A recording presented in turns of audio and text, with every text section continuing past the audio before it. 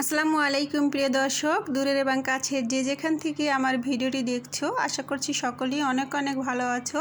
আজ আমি সুজি দিয়ে তোমাদের পাকন পিঠা তৈরি করে দেখাবো। আর সুজি দিয়ে পাকন পিঠা খেতে কিন্তু খুবই ভালো লাগে, তোমরা একবার হলো ট্রাই করে দেখতে পারো। আর আজকের রেসিপিটি তোমাদের কাছে কেমন লাগলো অবশ্যই কমেন্টে জানিও। আর যদি ভালো লাগে তাহলে আমার ভিডিওতে একটি লাইক দিয়ে চ্যানেলটি প্লিজ সাবস্ক্রাইব করে রেখো। তো প্রথমে আমি পিঠার ডো তৈরি করে নিব। এর জন্য আমি নিয়ে নিচ্ছি পানি। আমি একটি প্যানের ভিতরে 4 কাপ পরিমাণে পানি দিয়ে দিচ্ছি।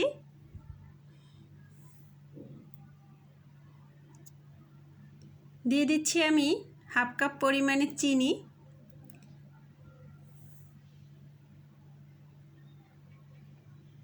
টেস্ট অনুযায়ী লবণ। মিষ্টির যে কোনো খাবারে একটু লবণ দিলে খেতে বেশি টেস্টি হয়। পানিটা বলক উঠিয়ে নিয়ে আমি দিয়ে দিচ্ছি 1 কাপ পরিমাণে সুজি।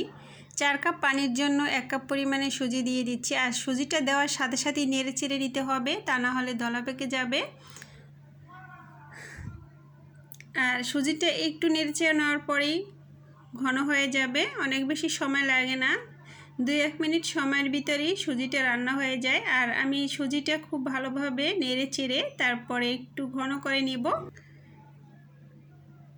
যাতে ডোয়ের ভিতরে এক্সট্রা কোনো পানি না থাকে। তাই একটু ভালোভাবে নেড়ে চেড়ে শুকিয়ে নিতে হবে, তাহলে পিঠাটা বানাতে সুবিধা হবে। আর দেখো আমার এখানে ডোটা একদমই রেডি হয়ে গেছে। আমি এখন চুলা থেকে নামিয়ে নিব। একটি মিক্সিং বোলের ভিতরে নিয়ে নিচ্ছি। একটু ঠান্ডা করে নিব, এমনভাবে ঠান্ডা করে নিতে হবে যাতে এই ডোটা মেখে নেওয়া যায়, অনেক বেশি ঠান্ডা করা যাবে না। আমি অ্যাড করে দিচ্ছি কিছু ময়দা দিয়ে দিচ্ছি, কারণ এই ডোটা মেখে নিতে সুবিধা হবে। আর যদি একটু নরম থাকে সেটাও একদম পারফেক্টভাবে হবে। তোমরা চাইলে ময়দাটা দিতেও পারো, না দিলেও হবে। তো আমি একটু ময়দা দিয়ে মেখে নিচ্ছি।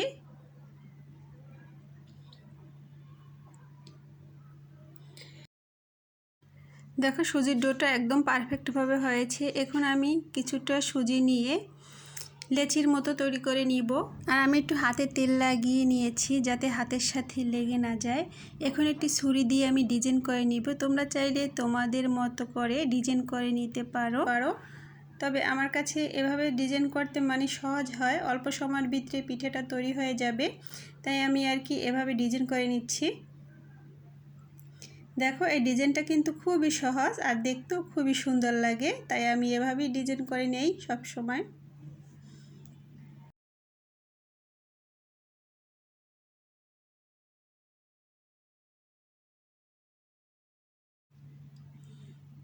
এখন একটি কাঠি দিয়ে তারপরে মাঝখান থেকে একটু ডিজাইন করে নিচ্ছি, এতে দেখতে একটু বেশি সুন্দর লাগবে আর কি। তো তোমাদের আমি একটি পিঠা বানিয়ে দেখালাম, এখন আরও একটি পিঠা তোমাদের বানিয়ে দেখাবো অন্য রকমের ডিজাইন করে।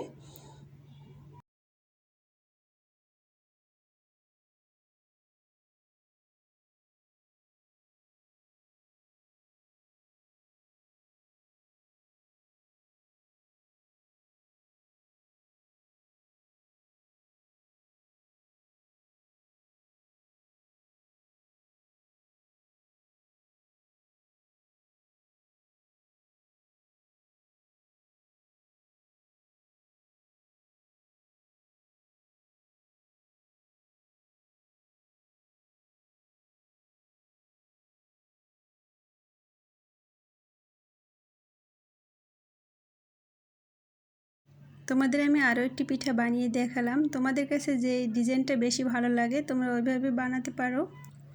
আমি এখানে কিছুটা পিঠা বানিয়ে নিলাম।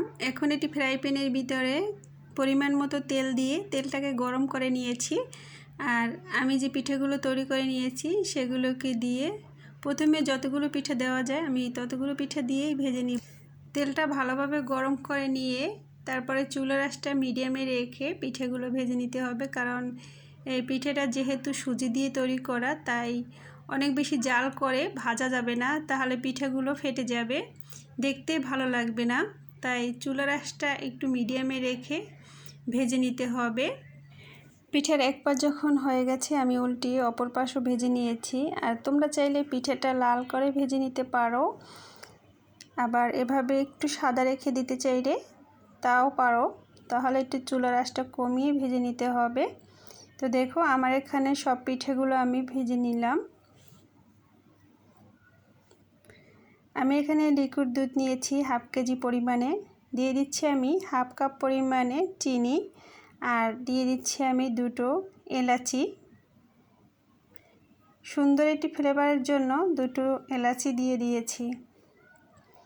এখন নেড়ে চেড়ে আমি দুধটাকে বলক উঠিয়ে নিব।